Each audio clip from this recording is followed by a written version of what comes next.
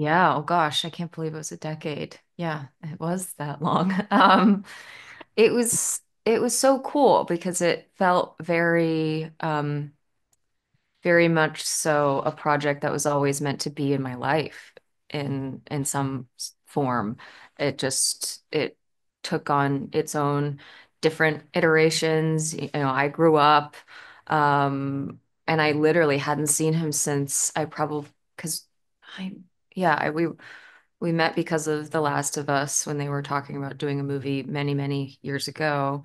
And then once that wasn't happening, he still asked me to do Uncharted 4, Nathan Drake's daughter in the like the last scene of Uncharted 4.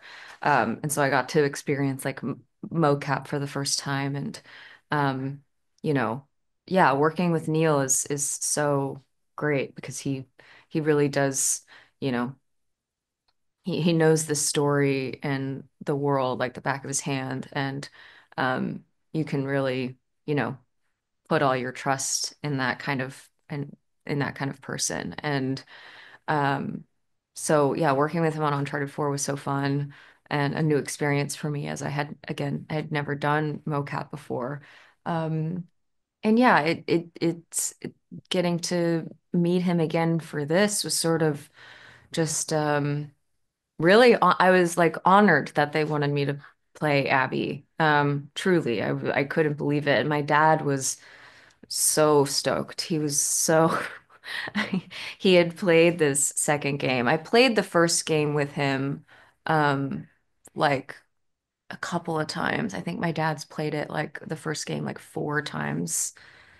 But yeah, he was so excited that they wanted me to play Abby. And yeah, it was really kind of surreal to be sitting down with him again, talking about The Last of Us, but for a totally different role and totally different concepts, with the show being on HBO and it being an actual show and um, for TV. It was just, yeah, it was very, very surreal.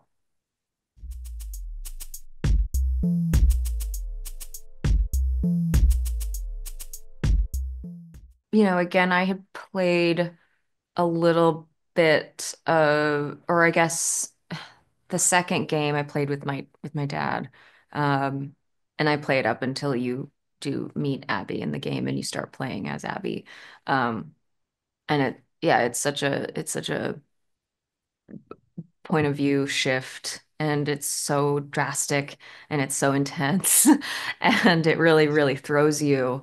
But to speak on the sort of hero villain and that sort of polarizing idea behind um or I guess opinion behind Abby. I do think, you know, there that the show as a whole speaks on um how nothing is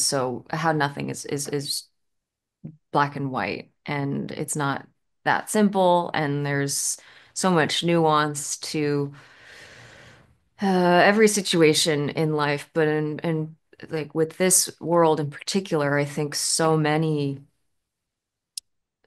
of the characters are flawed, and so many of the characters are kind of going through the same thing and kind of going through loss together, whether it be, you know, the loss of a dad, a loss of a, you know, a loved one or a friend, or just the loss of a life and what they used to have. You know, we talk about grief in so many different ways, I think, in the show, which again is so brilliantly um created by Neil and Craig. And to me, Abby is just someone who was driven by grief and driven by that the emotions that come with that. And um, you know, I think she would do anything to have the life that she used to have again.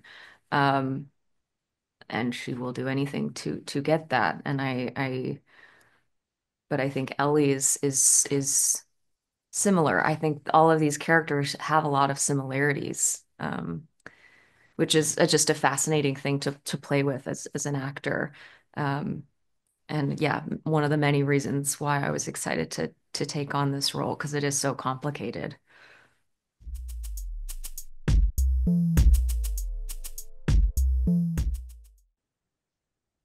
Oh gosh.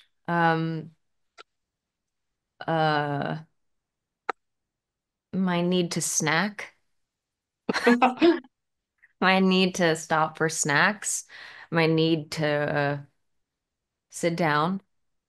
I need to sit down and rest a lot. So maybe those two, those two things.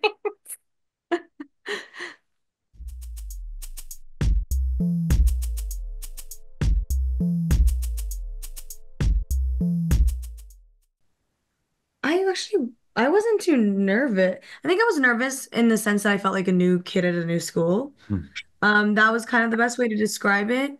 But I kind of knew everyone would be nice because Bella told me. I texted Bella beforehand, like, what am I going to expect here? What should I expect? And Bella gave me the rundown.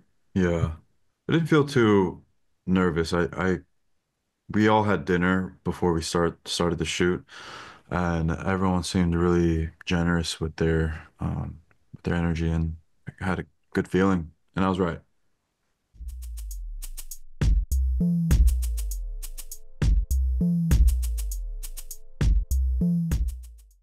Um, I kind of referred to a lot of my own disposition, which is just kind of making the most out of any situation and like finding the humor in it.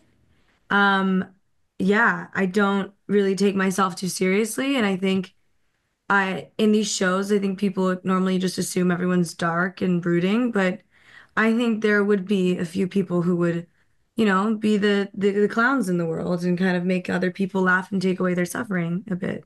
Mhm. Yeah.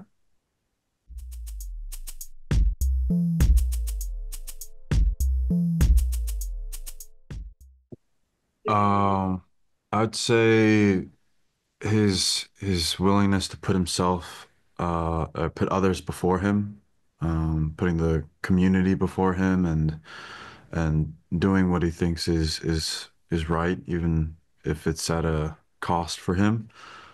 And I think I resonated with that, not so much for myself, but I think Jesse reminds me a lot of my own father, my dad, Mm. who has been this, pillar of my life and has sacrificed so much of his himself to provide for his family and his loved ones. And I think Jesse was I could see the connection between them.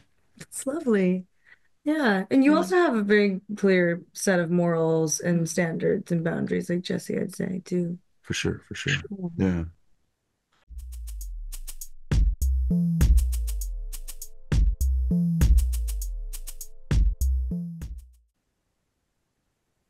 I think I'd always seen you as sort of like the structured one and me as the sort of chaotic side. And I think what you said earlier was really beautiful. You said something about the fact that Jesse wants that in his life. He just doesn't know how to obtain it in himself. Yeah. So he sort of sees Dina as like an extension of who he'd like to be, Hmm. therefore drawn to her in a way. Yeah, yeah. I think Jesse in some ways is so bogged down by the obligations he has and perhaps other people have trusted him to have. Um, but then Dina represents this other side that is more free in that way, and he's drawn to that. So I think it's an interesting comparison you make to the pandemic and how that it polarizes people's perspectives and points of view. But I think both are necessary to work in tandem with each other to have what we define as humanity. And I think opposites attract Yeah, normally, for they sure. do, they definitely do. And that's there's got to be some science behind that. But yeah, I'd say when it comes to Ellie and Jesse, though, I think the difference between them in Dina's eyes is probably the fact that Jesse refuses to be flawed and Ellie embraces her That's a flaws. beautiful way to put it. And Yeah. I think, yeah, I think that's.